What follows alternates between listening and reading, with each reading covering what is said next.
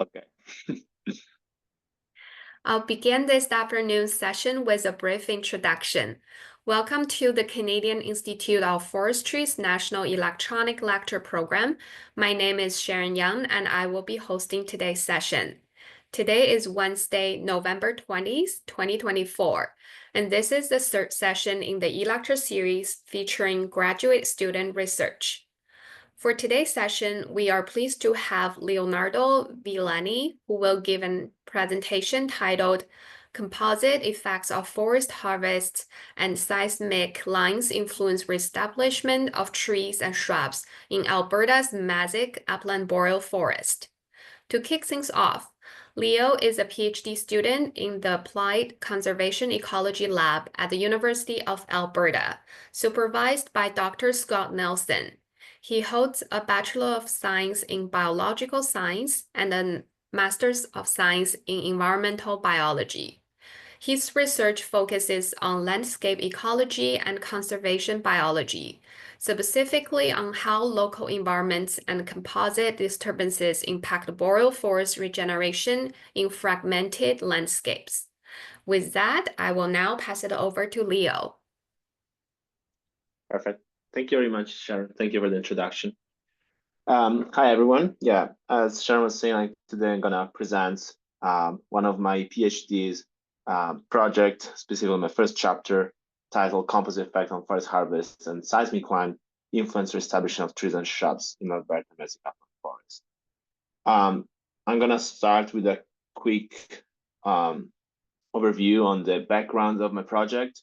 Specifically, I would like to start giving a very broad overview on the concept of disturbances in the boreal forest.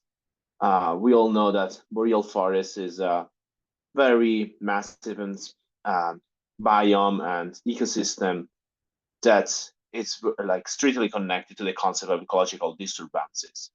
Specifically in the boreal forest, we know that one of the most important disturbances are wildfires that operate as major stand renewing agents. But at the same time, we also observe very widespread, very widespread anthropogenic disturbances, specifically forest harvesting, and in the western areas, western regional boreal forest, oils extraction. The reason why we care so much for disturbances in the boreal forest is because they prompt vegetation succession and forest dynamics in the boreal forest. These forest dynamics are strictly related to the disturbance regimes and the disturbance characteristic. Well, for example, disturbance severity, disturbance frequency, they influence how the forest and the composition of the forest is reestablished and regenerates over time. And that's because after disturbance events, we can observe like the succession dynamics starting from the establishment regeneration phase of the forest, followed by a stem exclusion canopy transition stage to the mature forest with cap dynamics. So with this, we focus on the idea that disturbances are intrinsic elements of the boreal forest that are essential to regulate the forest dynamics across the entire biome. However, with the widespread and increase in frequency and extension of disturbances due to global change, we often observe what we call composite disturbances. So a composite effect of multiple disturbances interacting together due to the spatial overlap of multiple events that can be from the same disturbance or from different type of regimes, from natural to anthropogenic disturbances. And when we observe this composite effect, there is the risk of what we call the displacement from safe operating space of the forest ecosystem, where due to the additive and interactive effect of these disturbances, the resistance and the resilience of the forest change. And in some instances, it can significantly affect the health state of the forest. going from a healthy to an unhealthy state. So where disturbance is not, the forest is not capable to regenerate after a disturbance and go back to the original composition state. In my project, I focus especially on seismic lines and forest harvesting. For who's not very familiar with the disturbances on the northwest regions of boreal forest, seismic lines are linear corridors of clear forest that are used for oil exploration, and they represent one of the probably the most important source of habitat fragmentation and dissection in the boreal forest, since due to their widespread nature, and also even if they are not Leonardo represents a huge structural change of the forest due to their narrow nature. They produce a lot of functional footprints on the landscape, and probably the most important is the effect on caribou population that are declining due to seismic line. Moreover, seismic line restoration is also very expensive, so there is now a lot of interest in understanding how natural regeneration of seismic line can occur without active treatment. On the other hand, I also focus on the forest harvesting, another widespread anthropogenic disturbance in the boreal forest. There is an estimate of almost 40% of the Canada boreal forest is managed for wood production, and is a source of forest cover change and functional change to the promotion of early serial stem regeneration that affect biodiversity value and ecosystem function across the biome. So in this specific project, I focus on the composite effect that can emerge from the spatial overlap of these two disturbances together.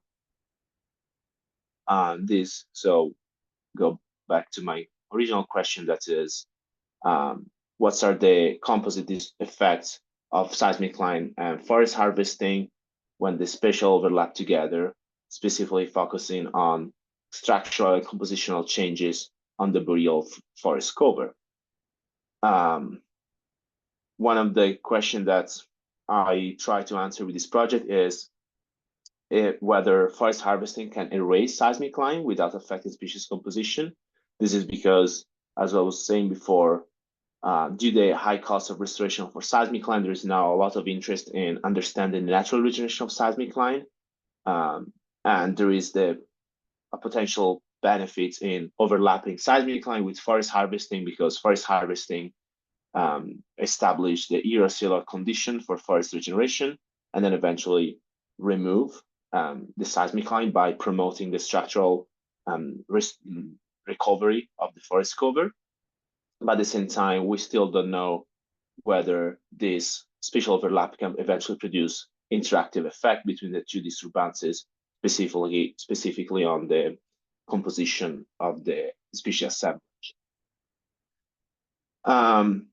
So my hypothesis when I ask this question is whether the interaction between seismic line and forest harvesting can either eventually produce a null effect, where we don't observe any effect of either disturbances, but an alternative to that could be a dominant effect, where forest harvesting erases the seismic line, so promotes the regeneration of the forest inside the seismic line with no differences between seismic line and the agent forest. So this will answer eventually the question of whether forest harvesting can erase the seismic line. But then we can, alternatively, we can also see an additive effect where seismic line can eventually reduce the regeneration after the harvest, after the cuts. And this is because of a legacy effect of the seismic line. And then finally, an interactive effect where we can observe deviation of the effects of the two disturbances together from the single additive effect of the individual effects of seismic line forest harvest. So this is just a classic approach to composite disturbances when we try to isolate the effect of the two factors individually and then how they interact together. And I applied that to the question of seismic decline and forest harvesting together. So my study design following this approach of composite disturbances, my sample design was based on 15 sites across the Athabasca oil sands region. So from Fort McKay to Lac La Biche. Each of these 15 sites were composed by 4 plots. 2 plots were located in the Mesic Upland mature forest, 1 plot within the seismic line, as you can see in the figure C, and 1 plot in the agent forest, 25 meters from the seismic line, and then other 2 plots were located in agent clear cut, still Mesic Upland forest, with 1 plot in the seismic line, 1 plot in the agent forest. So with this 2-factorial sample design, nested factorial sample design, we were able to assess the effect of the 2 disturbances individually and then their overlap. Within each plot, I focus on sampling structural and compositional changes due to the disturbances. So I sample stem density of all alive non-germinating species by species and height category. Specifically, I focus on 2 height category difference between like conifers and deciduous, because since one of the biggest, most important conservation question around seismic line is whether the structural, the 3-dimensional structure of the seismic line regenerates, because it can eventually stop animal movements and reduce the effect on caribou decline. For one of my study question, I focus only on structural regeneration of the line. So wood stem density only for tall trees, which is specifically more than 100 centimeters for deciduous and 80 centimeters for conifers. While when I for my compositional change question, I focus on all stem density independent by height category. So in the table, we can see all the species that's sample across my 15 sites. Not so many. In total, just 16 species. And with this data, I then move to assess the individual and interactive effect of seismic forest harvesting. So what I found is, regarding my first question, so whether seismic line can structurally regenerate thanks to forest harvesting, I found that it's true. It can be erased. Specifically, the stem density of 7 wood species in height category 2, so the tall stems, they regenerate more in the seismic line in the forest clear cut compared to the mature forest, with no significant differences between seismic line and agent forest, so the 2 brown bar plots. And this is follow the hypothesis that I showed before about the dominant effect of forest harvesting. This is because I didn't find any significant interactive effect between the 2 disturbances. And that means that even if the structural regeneration of the forest don't occur in the seismic line, in the uncut seismic line, when the seismic line overlap with forest harvesting, we can observe a recovery of the line, and then eventually a benefit for animal movement in terms of reduction of animal movements. Then I moved to my compositional change question, where I was interested in analyzing whether this structural recovery is also followed by a change in the composition of the harvested seismic line and the harvested agent forest. As I was expecting, we found higher density of deciduous species in the clear cut with no significant differences between the seismic line and the Asian forest. We didn't find, of course, we found like less conifer species in the clear cut compared to the mature forest, and that's probably because of the different successional stage of the tree treatment. And then we found not big difference in shrub density, but with a significant interactive effect between seismic line and forest harvesting. So this result suggests that even if seismic line is erased by the overlap with other disturbance, this causes an important compositional change in the forest.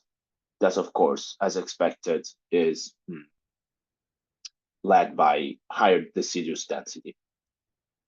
Finally, for remaining in the compositional change question, we were interested in analyzing whether the density of each individual species change across the different plots, so the different combination of disturbances. To assess this, we focus on a multivariate analysis where we analyze changes in abundance of individual species while also taking into account the correlation between species. In this way, we were able to analyze how much of the compositional change between plots was explained by the actual disturbances and not only by biotic relationship between species. As you can see in the graph, we found that 40% of the species assemblage experience interactive effect. So we found a significant interactive effect of line and harvesting together, where 5 species had a reduction in abundance due to this interaction. So this means that even if forest harvesting promotes regeneration of seismic line, when these two disturbances overlap together, some species results as eventually loser species because their density is reduced. So our final, our main finding is that disturbances interaction, even if results in benefits in forest recovery, it can produce important compositional change that on the long term can eventually produce a shift in the state of the forest. So this is, just to conclude, that's our question was focusing on like this composite effect of disturbances together, and due to the importance of seismic line for conservation and the detrimental effect of caribou, our first research question was whether forest harvesting could erase the seismic line without producing important compositional change. And we found that those compositional change actually occur. So this opens new question on whether clear cutting can represent the best silviculture practice if our objective is promoting the recovery of forest to the original state, especially in terms of species composition, but for sure can represent an important tool on the landscape level on a long temporal scale to remove seismic line without treating them individually, and then reducing animal movement, and then eventually promote caribou population. So that was the presentation. Thank you for the attention. Now I'm ready for the question if you want. Thank you. Thank you, Leo. That was a great presentation. Before we proceed to answer the questions in the Q&A pod, I'm going to launch a post-webinar survey. Just one moment. So there are 2 questions in total. You may need to scroll down to see the second question.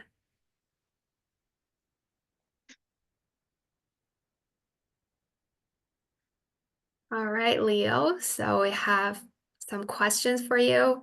The first question is, great presentation, Leo. I'm curious if you took any soil measurements in the seismic lines with the two disturbance types to see differences in texture, compaction, and maybe microbial communities, or just was the study focused mainly on the above ground vegetation? So my specific study focused only on above ground vegetation. We also took some soil samples that have been used for a different research, different projects on effect of seismic line forest harvesting on soil compaction. Those data are now they were used in this bigger project that incorporates more sites, more plots. It's still within the BETA project, that is my founding project. And it specifically is a group from the University of Waterloo, but I think that they still have to come out with a publication from it. So there is the data. It was focusing only on soil texture. I don't think we did analyze nutrients. It was mostly focused on soil compaction eventually, because one of the questions that we had was eventually whether seismic line was used as a harvest trail during the harvesting practice, and then eventually increasing the soil compaction that eventually promotes, can produce that less regeneration within the line. But as I say, we don't have these results yet. Thank you, Leo. Next question for you is, why did you choose seismic lines, linear disturbance with forest harvesting, and not well paths, which is nonlinear disturbance? Mostly because of the conservation interest around seismic line. So as I was mentioning before, seismic line represent this important cause of caribou decline, and this is likely due to the increased movement rate within the line. And because of this increased movement rate, predation risk for caribou from wolves is expected to increase.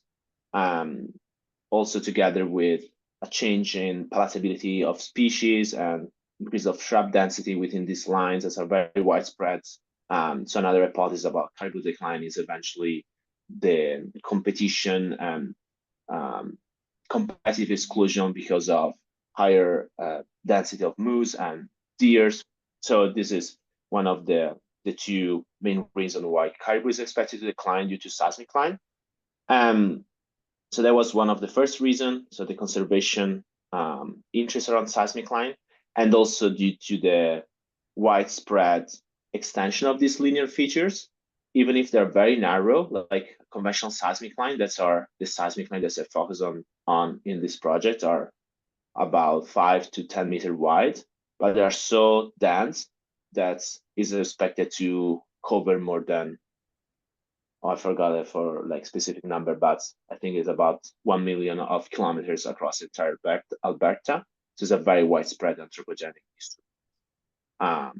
So since there's also a lot of conservation resources implemented to restore seismic line, there is a lot of interest in whether this overlap with other disturbances can eventually help or limit restoration actions.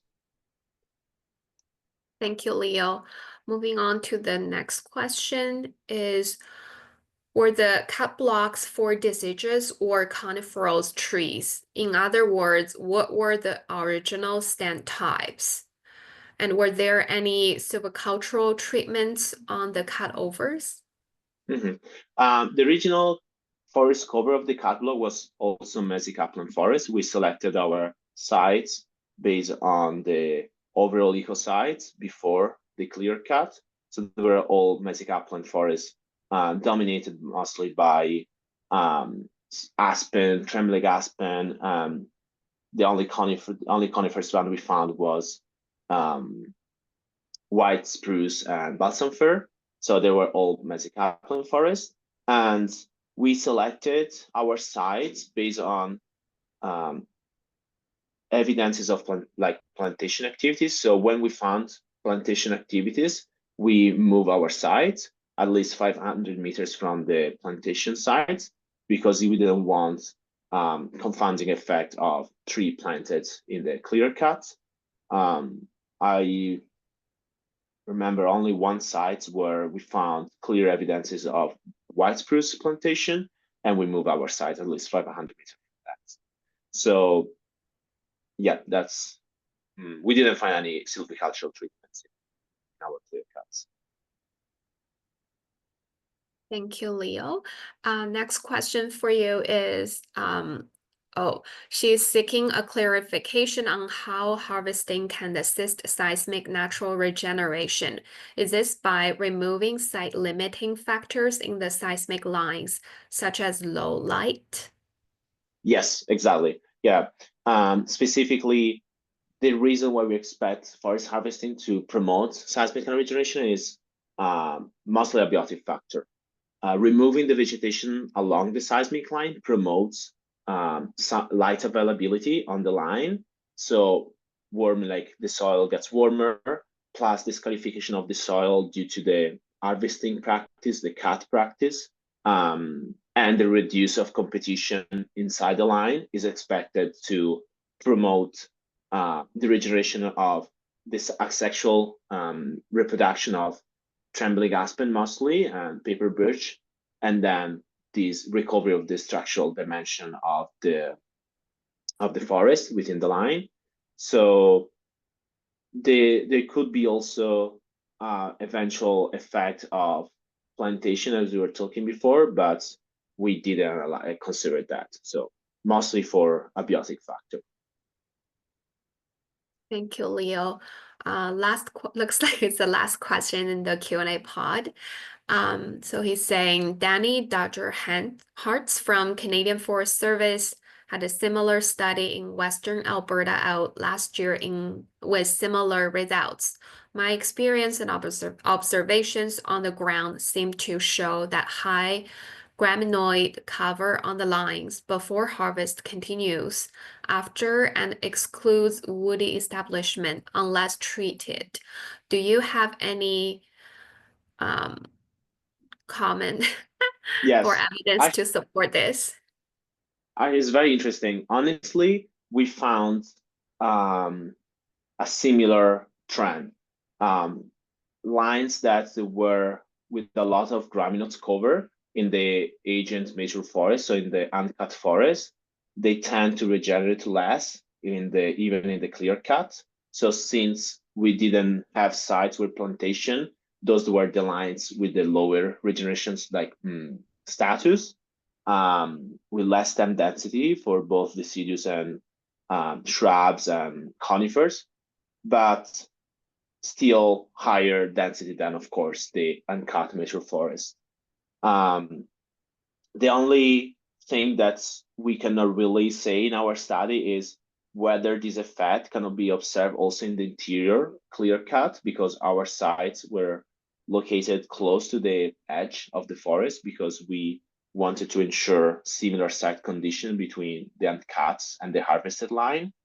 So whether this gramineous cover can eventually influence the line recovery even in the interior of the clear cuts, we don't know that. But we expect that this gramineous cover can be one of the explanation of this interactive effect between two substances. Thank you, Leo. Looks like there is one more question in the chat pod. So he's saying, following up on the mixed wood forest conditions noted in the sites where deciduous density was high, do you have any information on the time of year what the forest harvesting was completed? Harvest at certain times of the year may promote hardwood renewal density. Okay. No, yeah, we don't know when the cut was done. I think there was a winter cut, but I'm not sure that all clear cut was winter cut eventually. We know for sure that all our sites, all the clear cuts were cut at least 1 year before our sampling, and no more than 9 years before. So because of that, we didn't really focus on the effect of clear-cut age, because we tested the effect of clear-cut age and we didn't find any significant effect on our stem density. That's probably because of the short range of time.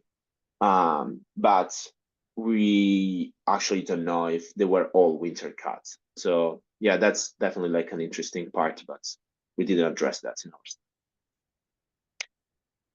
Thank you, Leo. If there are no more questions, I would like to bring this session to a close. Thank you all for participating in our CIF electronic lectures. And once again, thank you very much to Leo for the great presentation and answering all the questions. Bye, everyone. Thank you, Sharon. Thank you very much.